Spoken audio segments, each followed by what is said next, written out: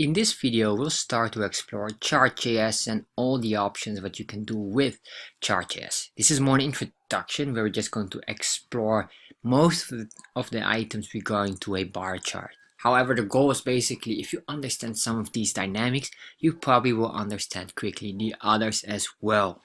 And Chart.js is truly fun because it's one of the best libraries to create charts with. It is very fast to work with, and it's straightforward, and that's really nice because once you start to understand it, it can be really fun. So you can see here some of these options that you can make, all fancy stuff. However, let's start and work with a basic bar chart. First thing what we need is we need an HTML document, you can see here. And we have here nothing fancy, and what we will do is first insert the Bootstrap starter template. So what I will ask you to do first is to go to Bootstrap, go to the documentation and search here for the starter template. Just click here and copy. There you are. Once you did that, I'll just paste it here underneath. Alright, we've got that. And then what I will do is I'll just copy this text here. Just copy this and remove the remaining text above. Alright, once you did that, I'll just paste this in here and I'll paste this in here. Alright, we've got that. Now what I want you to do is the following: is we're going to go in Chart.js and we need to go to the documentation. In their documentation, this is the latest documentation. We're going to focus on the getting started section, and in here we just get the multiple lines of code that we need. So just copy the canvas, just paste that in there.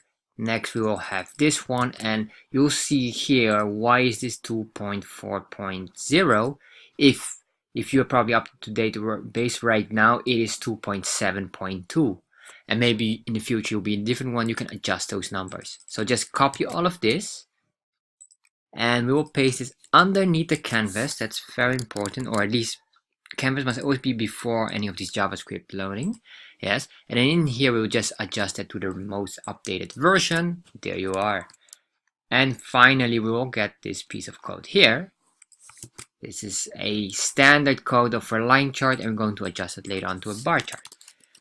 So we'll say here script, and between here we'll paste the code that we have. Alright, so now we've got this. Let's save this, and before I adjust anything else, I want to remove this color here because it's a pinkish color by default, and we'll make it now a bit blue teal color. So let's refresh. You can see here that starts to look. Alright, we're very close to completion. There's still a few things I want to do. I want to make the chart a bit smaller because right now you can see it's huge.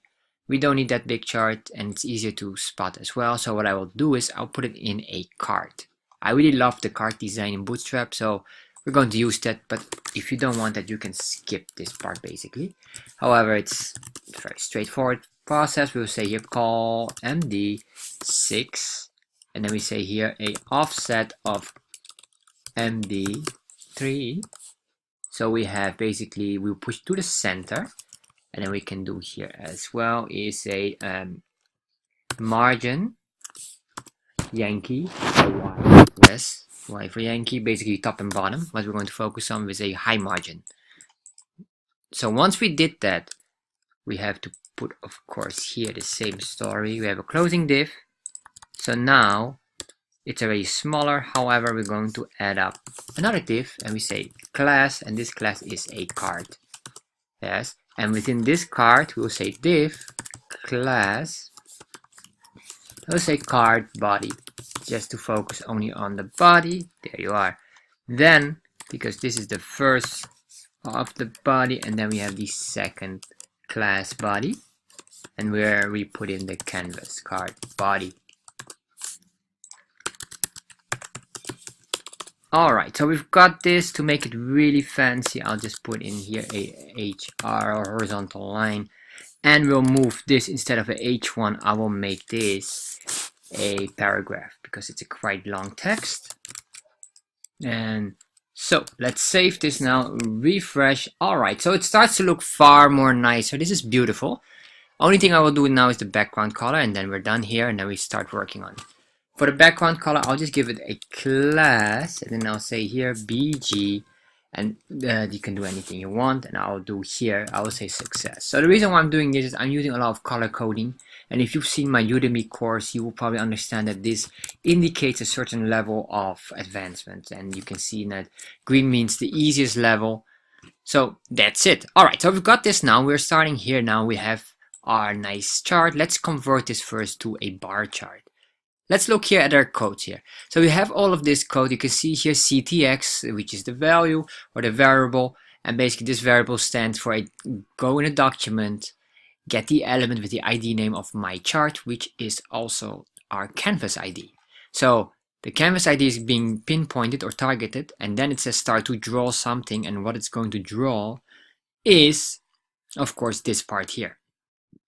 All the information below here. First thing it draws is a line chart. Well, we don't want a line chart, we want a bar chart. So we're going to type in the bar. Alright. And then once we have the bar chart, it will start to look at the following values. So what it needs more? Well, it will search, or in the bar chart we have the data and we have these labels here. If we refresh this, you can see now we have all these labels with all the month. So that's the labels here, and then you have here the label. So the label and the labels are differently from each other, and because these values we use quite commonly, we can also change this, for example, to countries or whatever you want. You can play around with all of this. This here is what we call the legend value here above. So basically this is the one here up. Then you can also do background colors. You can see now the background color is the bluish design, but maybe you say, well, this is all fancy, I would like to have a different color. Well, no problem. What we can do is, because the background color is an array value, so let's go back to our documentation and explore a bit more on chart for the bar. Yeah, so you can see a chart bar. You can see here this nice rainbow design. If you want to get the rainbow design, no problem as well, because you can see your background color is the color value, but it's an array indicating here. Yes. So what does this mean? Well, if it's an array, we can pinpoint that every single bar has a different color. So let's try that, and I will just give January a value as well for 15. Let's go back here, refresh, and now we have all of these. So let's change these colors to some random different colors. Nope, let's remove that one. And the first thing we will do is here, because you have two options, you have the border color and the background color. So let's try green here first, so we'll see the difference here. So if you do that, you will probably not see much. However, if you look on our fancy tooltip, you can see the tooltip. If you look at the square box, I'm not able to hover over it. If you see the square box, it's slightly green, but maybe you don't see it. If I change this to pink, you probably will see it more clearly. Refresh. So you can see the border is already given, and you can see here as well, there's a pink border. However, the border is not being indicated here because the bar chart doesn't has a border. So what we can do here first is to say border width, and we say here, let's say 5 pixels. Alright, comma, save this, refresh. Now you can see, we see a nice border, and now it becomes pink. Alright, that's basically what you can do with it. Let's comment this out. We don't want this for now. All what we want here basically is to give the value an array. Yes, so we're going to put this in these brackets, and then we say here, let's give it some color, green, and then we have orange probably, and then we have yellow. We will have red, and then we have purple. Alright, so very important, because I'm almost skipping those. Make sure you put it in the quotations, because this is still considered as a text type, although it's a color, but it's a text. Alright, so how many values we have? We have in total 7 values here. How many colors we have? 1, 2, 3, 4, 5, 6. Alright, one more. Indigo. Let's see if that one works. Alright, refresh, and there you are. So now we have a nice rainbow lookalike color. And this is basically how you can play around with it. It's really fascinating to change this. Of course, you see this will not reflect here on the legend itself. It will consider this as well. So let's undo this. Yes, we just put it back to the normal color, because we don't want the array here. But maybe you say, well, this is all nice. However, I would like to have 2 types of bars besides each other.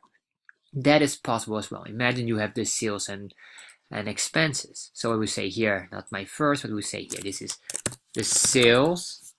All right. So then what we can do is we can just copy the data set.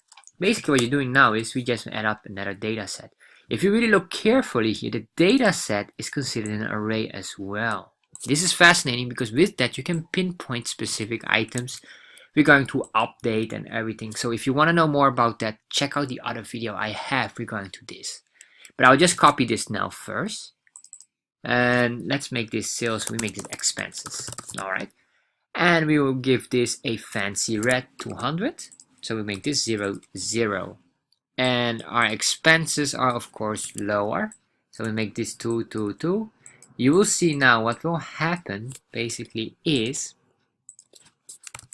that our chart will have now an additional bar chart besides the sales chart. So you see two charts besides each other and then they're separated. So let's refresh and you will understand it.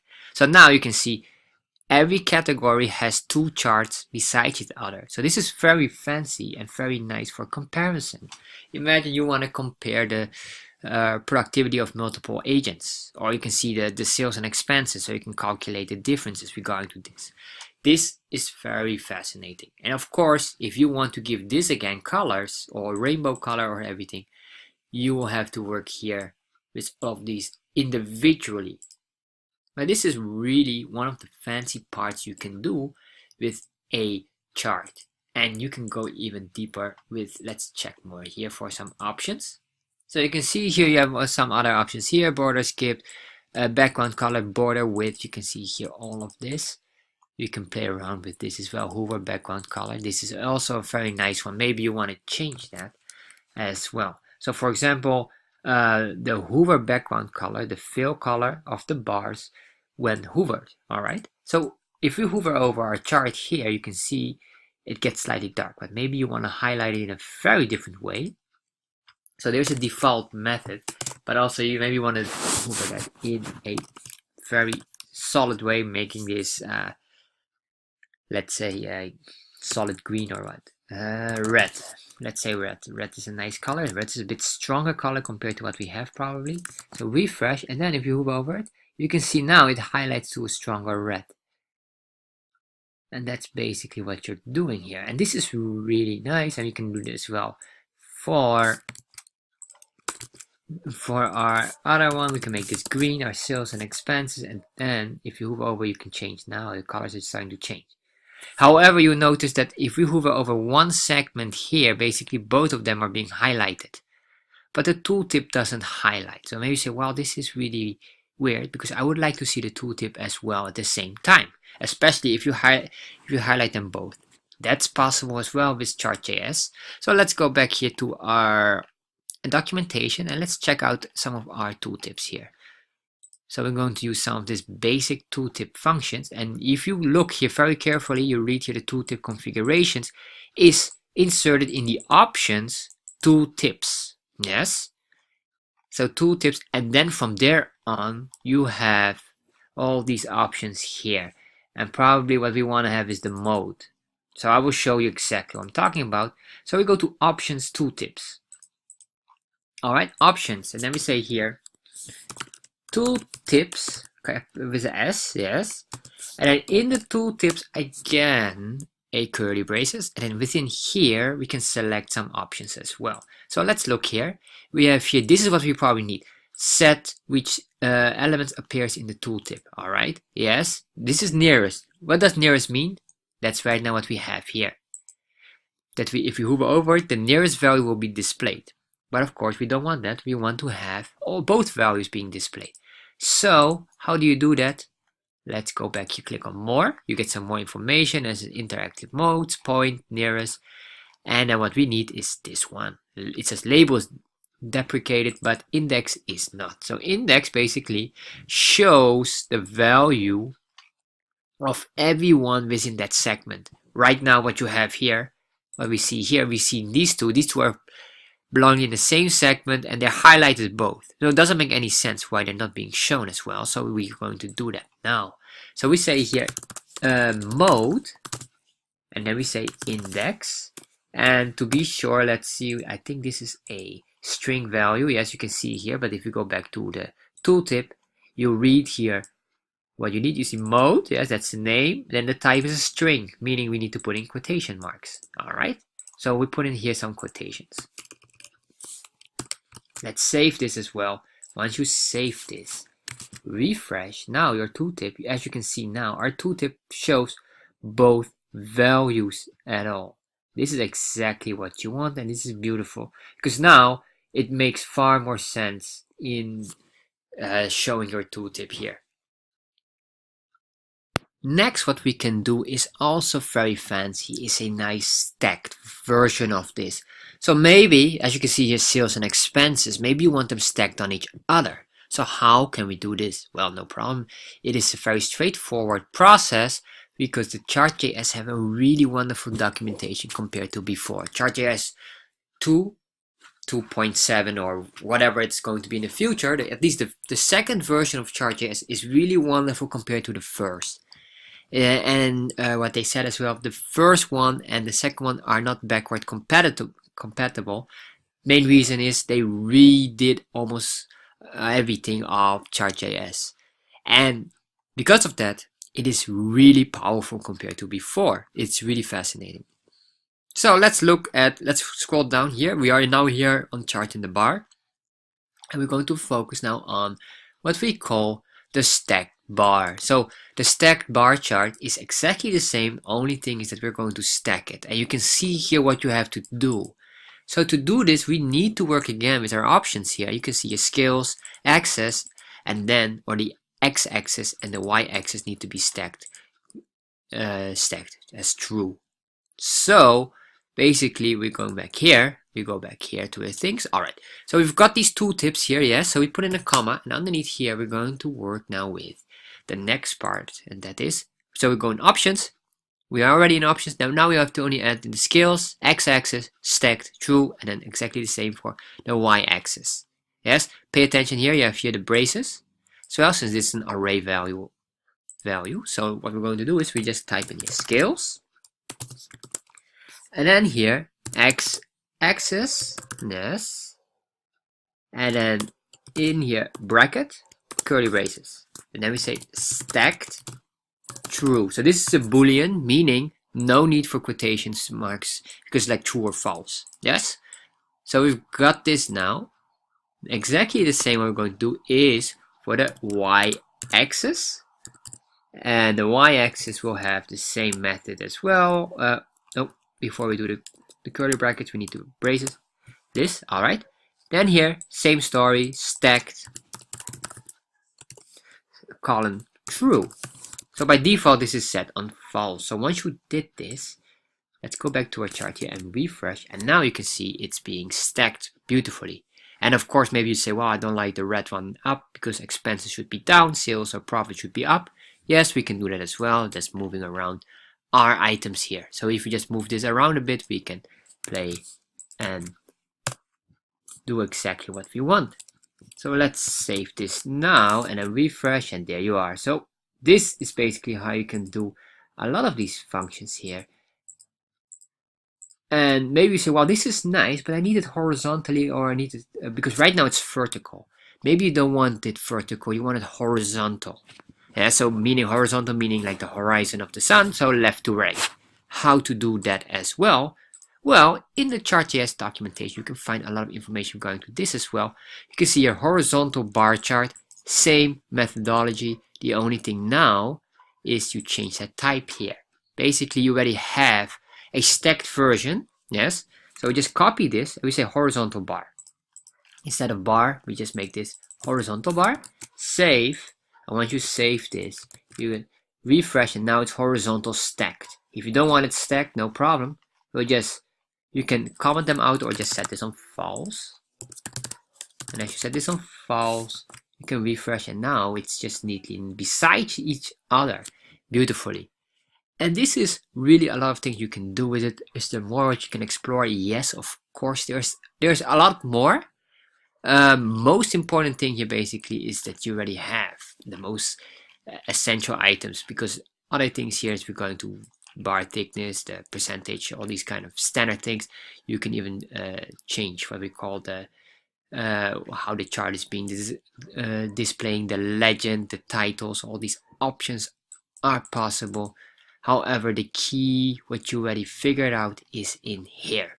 So if you like all of this kind of information and you like to learn more about Chart.js, because Chart.js is really phenomenal, and probably most people who want to learn about Chart.js, they probably want to learn how you can connect it to your MySQL database, how you can make the chart dynamic based on the information there, and how you can insert data that instantly reflect on your item as well. All this kind of information is available on my Chart.js course, where we go deeper. We're going to MySQL connection with the Chart.js. Very fascinating. So if you're interested in that, check out my Udemy course. It's the Chart.js master course.